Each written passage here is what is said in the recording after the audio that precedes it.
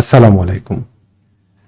বেশ কিছুদিন থেকে আমি বলে আসছি যে মার্কেট সামনে ভালো হতে যাচ্ছে, মার্কেটকে আমরা আস্থায় রাখবো। এই বিষয়টা কেন বলছিলাম সেই বিষয়টা আজকে একটু ব্যাখ্যা করে আজকে বর্তমান মার্কেট নিয়ে কথা বলবো। প্রথমত দেখেন মার্কেট একটা ট্রেন্ড লাইন ব্রেকআউট করেছে।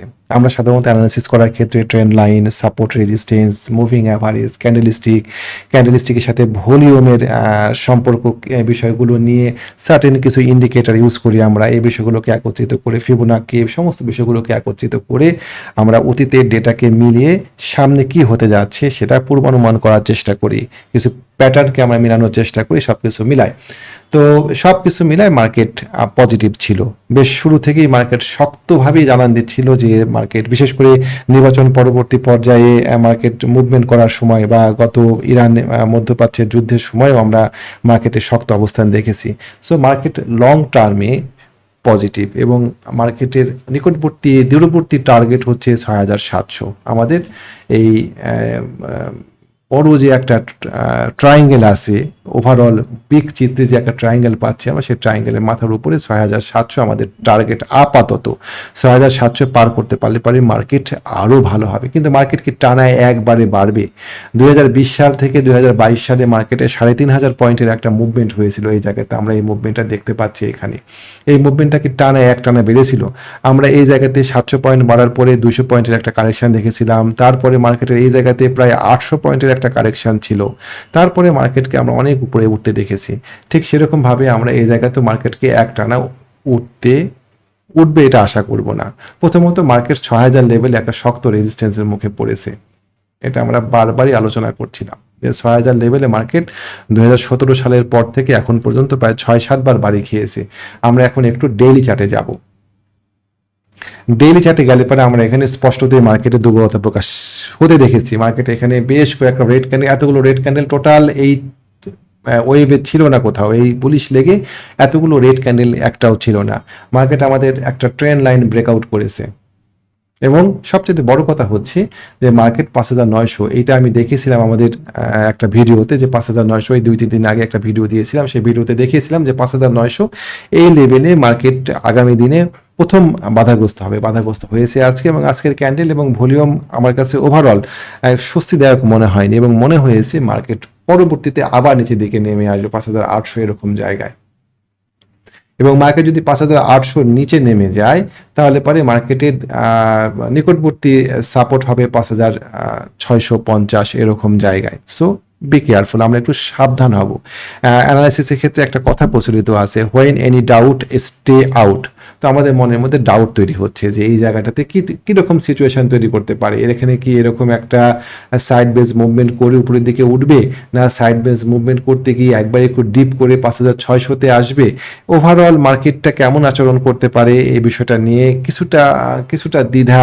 সামনে ডিভিডেন্ড মৌসুম আসছে, দেরি আছে এখনো আসতে, তারপরও সামনে ডিভিডেন্ড মৌসুম, সব কিছু মিলে মনের মধ্যে একটা শঙ্কা তৈরি হচ্ছে, একটা আশঙ্কা তৈরি হচ্ছে, একটা ডাউটনেস তৈরি হচ্ছে। এই সব কিছু মিলাই আমরা একটু সতর্ক থাকবো। আমরা প্যানিক হব না যে হাতে থাকা সব শেয়ারগুলো ছেড়ে দিব, দিয়ে একদম হাত গুটায় বসে থাকবো, তা না, কিন্তু আমরা সতর্ক হব।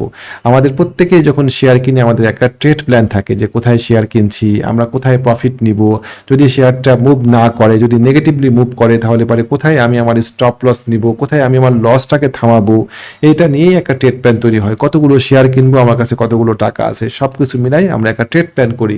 সেই ট্রেড প্ল্যানের উপরে শেয়ারটাকে ছেড়ে দিব। কখনোই আমরা ম্যানুয়ালি শেয়ার থেকে বের হওয়ার চেষ্টা করব না, খুব মানে ইমার্জেন্সি কিছু না হলে।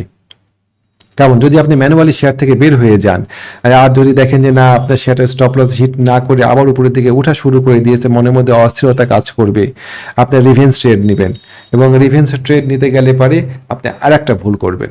সাধারণত এই রিভেন্স ট্রেডগুলো ফলপ্রসূ হয় না।